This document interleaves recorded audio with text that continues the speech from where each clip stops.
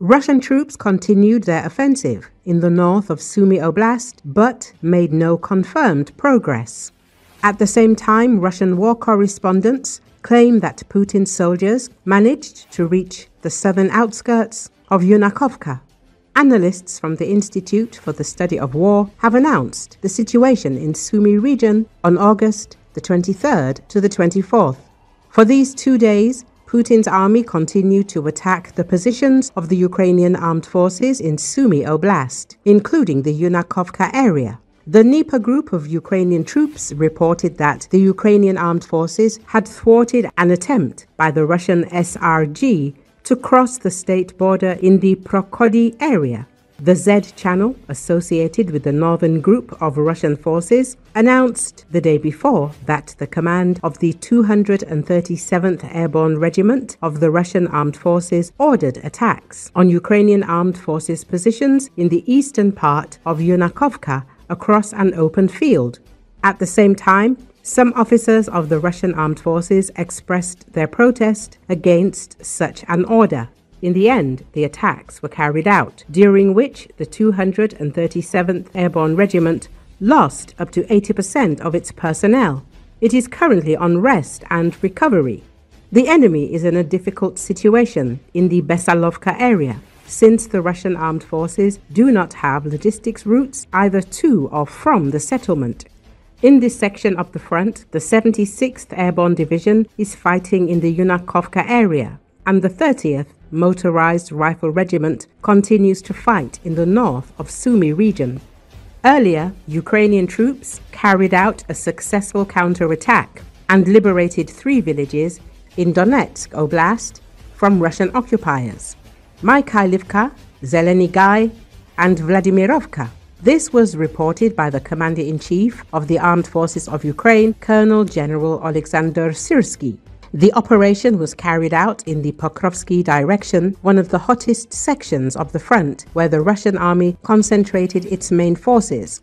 The liberation of these settlements became an important tactical achievement of the Ukrainian Armed Forces and allowed them to stabilize the defense line.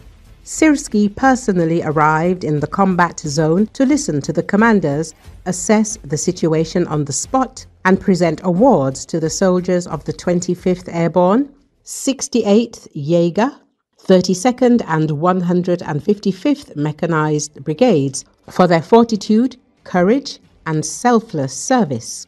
The Commander-in-Chief also stated that the issues of additional provision of units with ammunition, drones, and electronic warfare equipment have already been resolved. According to Syrsky, the Ukrainian army continues to heroically hold the defense despite the enemy's numerical superiority.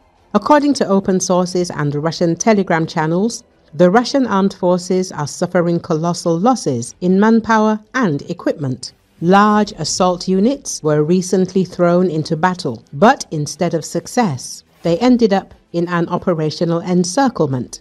The Ukrainian army successfully closed the ring and struck, as a result of which parts of the Russian troops were completely destroyed, and a significant number of soldiers were captured. Russian military bloggers confirmed that the day before, the command of the 5th Separate Motorized Rifle Brigade actually misinformed the leadership, stating that Novokonomichesky had been captured, while in reality the territory remained undefended. This allowed Ukrainian forces to enter the village of Mirnoye and destabilize the entire Russian defense line on this section of the front.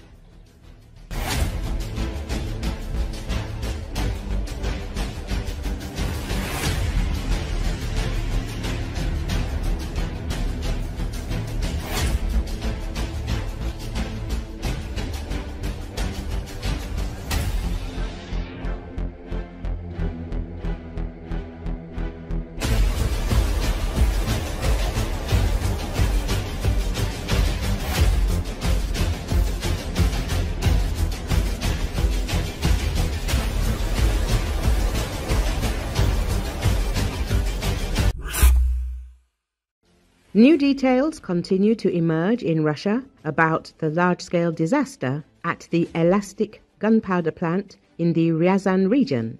The explosion occurred on August the 15th, but the consequences are still the subject of secrecy and manipulation.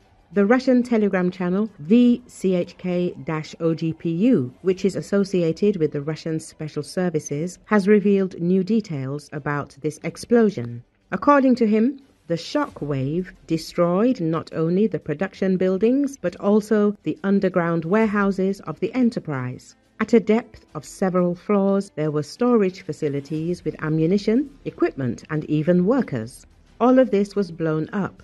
The channel's sources claim that people are still under the rubble and that employees and rescuers from neighboring regions, including Moscow, were brought in to clear the debris.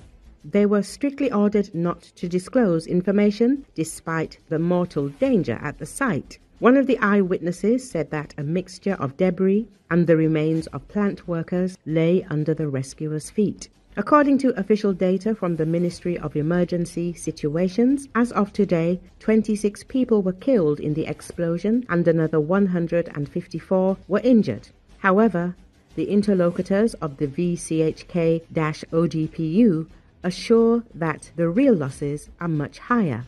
The authorities, according to them, are deliberately understating the figures and putting pressure on the relatives of those who were still listed as missing.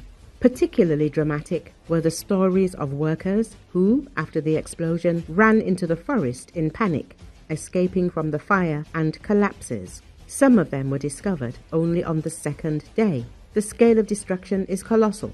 4 buildings were completely destroyed, including an ammunition depot and several production workshops. At least 7 more objects were damaged. The explosion destroyed about 300 tons of gunpowder intended for artillery shells, as well as about 600 ready-made 152mm ammunition.